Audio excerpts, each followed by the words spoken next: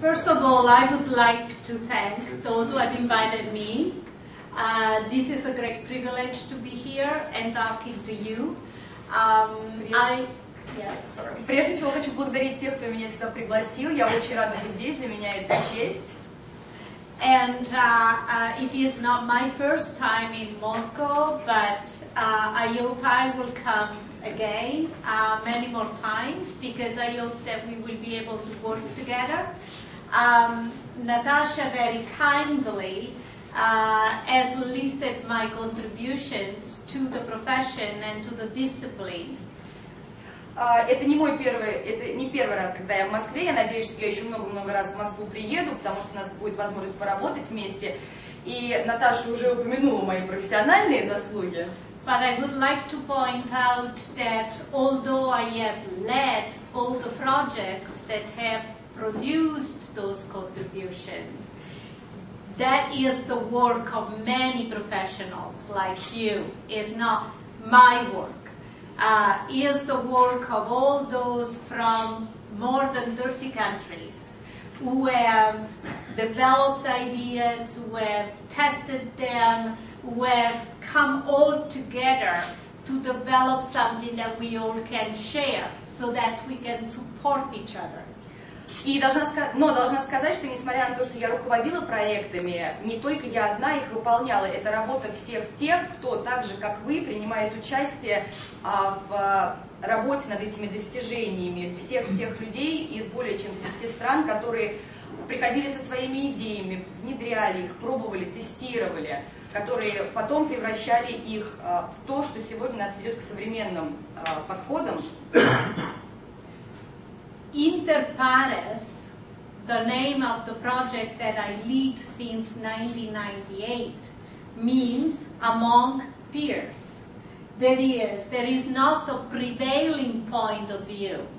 It is the agreement that among all of us, equally contributing to the research, we find. И проект, которым я руковожу с 1998 года, называется Интер парес, и его основное название это «в своей среде», среди профессионалов, что значит, что результат этой работы это соглашение, договоренность между профессионалами, которые участвуют в проекте, о равноценном вкладе в этот проект. So I better start, otherwise I will not finish. Okay. Наверное, стоит уже перейти к презентации, иначе не закончу говорить вводные слова. So we are all here because we are confronted with a very difficult challenge, and the challenge is linked to the nature of digital records. Мы сегодня с вами здесь собрались, потому что перед нами стоит новый вызов. Вызов этот связан с природой электронных документов. To establishing their trustworthiness, which is their accuracy, reliability, and authenticity. Как установить, как создать их надежность, то есть точность, надежность, подлинность. And to maintain it over time, in some cases forever, so that 100 years from now we can say, I trust that document to be true. И как в течение продолжительного количества времени сохранять все эти качества для этих документов, то есть через 100 лет с сегодняшнего момента, чтобы мы могли сказать, что эти документы достоверные. And the challenge of developing an infrastructure that will allow to move the records that we generate through their life, through the use and maintenance, for as long as we need them, for maybe permanent preservation as our cultural heritage. И кроме того, необходимо также создать инфраструктуру, которая позволит нам перемещать эти документы на протяжении всего их жизненного цикла и вплоть до долгосрочного хранения, тогда, когда эти документы становятся достоянием нашего культурного наследия. At the same time, we have the challenge of providing transparency in the way in which we create records, maintain and make them accessible, while also protecting secrecy when we have to. Кроме того, нам необходимо обеспечить прозрачность во время создания, во время использования, во время хранения документов, но при этом создать и инструменты защиты секретности, где это необходимо. And we have to ensure that all the relevant rights are protected even when they are in conflict, because there is the right to access, but there is the right to privacy as well. There is the right to remember as there is the right to be forgotten. Кроме того, нам необходимо обеспечить обеспечение всех прав, даже когда права конфликтующие, например, когда есть право доступа, но и право личного использования, право сокрытия информации, или право запомнить, но и в то же время право забыть. So the biggest challenge from my point of view as an archivist is to be able to preserve the cultural heritage in digital form forever. Ну и поскольку я работала всю жизнь с архивами, я должна сказать, что с моей точки зрения самое главное это сохранить электронные документы с целью сохранения культурного наследия.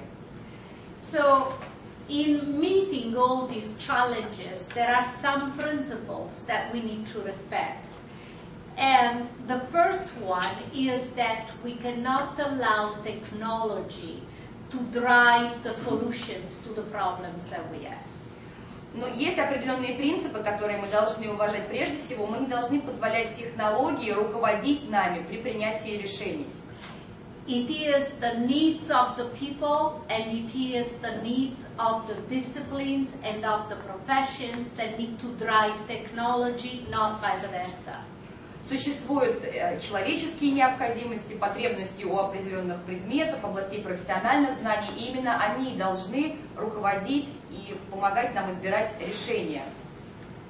The second principle is that any solution that we identify to the challenges of electronic records is always dynamic. The solution to today's problem is not the solution to tomorrow's problem. We can't say, oh, we have the answer, and then we stop there. We have the answer to today's problem, but we still have to search the answer to tomorrow's problem. Кроме того, мы должны помнить, что любое решение, которое мы принимаем в отношении решения какой-то проблемы, связанной с электронными документами, оно достаточно динамично, и мы не можем выбрать одно и то же решение для проблемы, с которой мы столкнулись сегодня и с которой мы столкнулись завтра. Мы не можем сказать, что вот мы нашли решение и остановиться, потому что то решение, которое мы применяем сегодня, может не совсем пригодиться нам завтра. Furthermore, every solution is specific to the context in which it has to be applied. So a solution that works very well in Canada may not work well at all here. And this is why we have to work all together to see what it is that we share and what instead should be specific to the specific context. Кроме того, при выборе решения нам необходимо учитывать контекст. Например, то решение, которое с успехом пройдет в Канаде, может быть неприменимо здесь совсем. Поэтому мы должны вместе решать, что применимо и что мы можем, какие принципы мы можем использовать все вместе, а какие нам необходимо разделить и использовать в каждой конкретной стране. Also, preservation is a process that starts before the records are created. So you can't start thinking preservation once you don't need the records anymore. It's too late. You have to generate the records in the right way in order to be able to keep them. Кроме того, долгосрочное хранение, оно начинается до создания даже самого документа. Мы не можем думать о долгосрочном хранении, когда мы перестаем документом пользоваться, потому что это уже слишком поздно. Необходимо создать документ правильным образом для того, чтобы впоследствии его правильно сохранить. So, what are the main issues that distinguish the traditional records from the digital records? First of all, with digital records, the content, the structure, and the form of the records are separated. Each one exists separately within a system. So, you can no longer say that you have the same unity. you have to recreate this unity every time. In fact, in addition, every time you have a record, you don't have one entity. You have at least two. You have what you see on the screen and then what is stored in the system. And every single time you have to decide whether your record is actually what you see on the screen or what is in the system. Какие основные различия между электронными документами и традиционными документами? Прежде всего, в электронных документах у нас нет больше единства содержания, структуры и формы. Это три разных понятия. Они больше не представляют собой единство, и каждый раз нам приходится это единство воссоздавать. Кроме того, для электронных документов характерно как минимум два лица. Это то, что мы видим на экране, и то, что сохранено в памяти. И поэтому каждый раз, когда мы работаем с каждым конкретным документом, нам необходимо принимать решение. Наш документ – это то, что мы видим, или то, что в памяти хранится. For example, if you have a database, you ask a query, and the outcome is a textual document that you see on the screen. You may decide that that's your record, and you save it as a PDF. You save what you see, and you file it, just like a traditional record, in which case that's your record. But, например, в базе данных мы делаем запрос, находим текстовый документ, с которым мы работаем, и сохраняем его в формате PDF. В этом случае мы видим и сохраняем файл так же, как мы сохранили бы традиционный документ. Но But let's say that you decide that no, your record is not what you see on the screen, but is the combination of data in the database that comes up every time you ask the same query. In which case, what you have to keep intact is the database. Ну, например, вы решили, что документ это не то, что вы видите, а это комбинация того, что появляется каждый раз, когда вы делаете один и тот же запрос. Таким образом, база данных остается нетронутой. So basically, we have an issue that we never had before in the paper environment. In the paper environment, we knew that's my record, right? In the digital environment, you have to decide which one it is. What it is that you're going to save as your record. Таким образом, мы сталкиваемся с вопросом, с которым мы прежде с бумажными носителями никогда не сталкивались, потому что с бумажными носителями мы знали, что вот бумага и это мой документ, а с электронными документами нам все время приходится принимать решение, что мы сохраняем в качестве этого документа. Furthermore, when you save a record, you actually destroy it. You take it apart in all of its components. So let's say you have an email. An email has a header, a message, maybe it has an attachment, it has a picture, a digital signature, a signature block, okay? When you close the email, each part goes in a different place. When you open the email again, you create a new document. It's a new one. It's always fresh. It's always green. You cannot preserve a digital record. You can only preserve your ability to reproduce it over and over again. Например, с имейлами. Электронное сообщение имеет заголовок, имеет сообщение, имеет приложение, картинку во вложении, электронную подпись, форму для подписи. Но каждый раз, когда мы сохраняем электронное сообщение, все эти компоненты, они разделяются. И каждый раз, когда мы открываем сохраненный файл, то мы как будто заново его воссоздаем. Таким образом, наш документ каждый раз новый и свежий. И поэтому при работе с сохранением электронных документов мы работаем с нашей возможностью, со способностью воссоздавать документы. So this is important because this means that if you want to prove that a record is authentic, you cannot do it on the record. Before, you could analyze the ink, you could analyze the paper, you could analyze the script. Now you have something that is new all the time. And it has one part that is stored and one part that you see on the screen.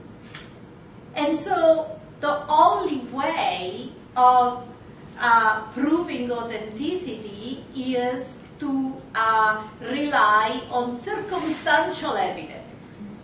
So in a way, authenticity is always an inference, is always a deduction. You can never prove that something is authentic. You have a level of certainty based on circumstances.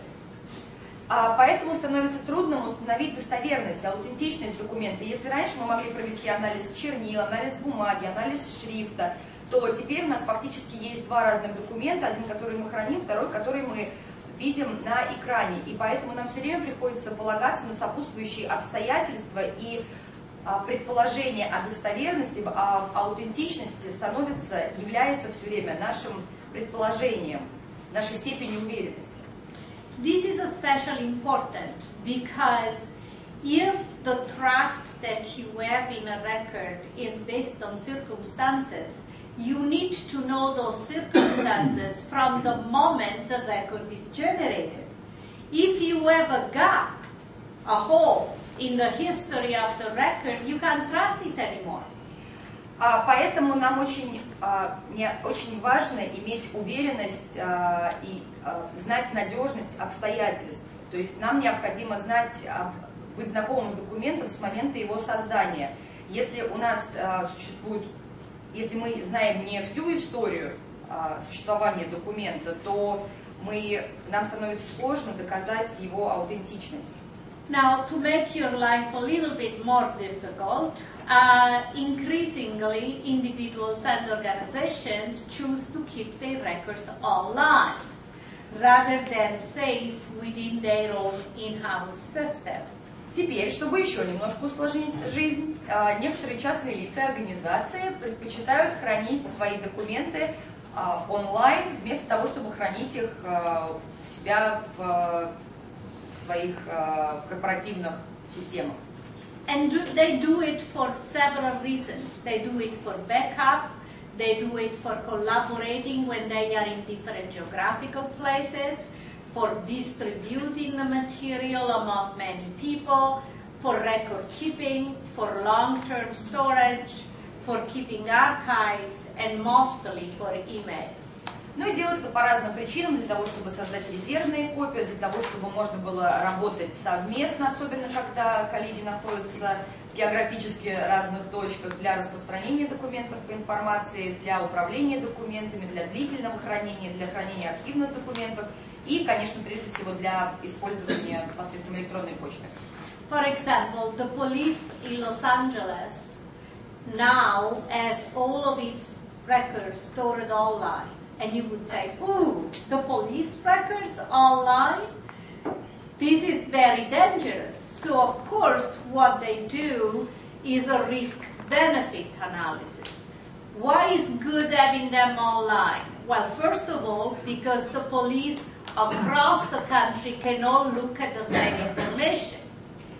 Например, полиция Лос-Анджелеса сейчас хранит все свои документы в режиме онлайн, и, конечно, вы, наверное, удивитесь, это вряд ли безопасно и в некоторой степени опасно хранить такие документы онлайн, и здесь постоянно сталкивается полиция с необходимостью анализа, насколько риски оправданы, насколько велики преимущества, но одним из самых больших преимуществ является то, что полицейские департаменты по всей стране могут получить доступ к этой базе.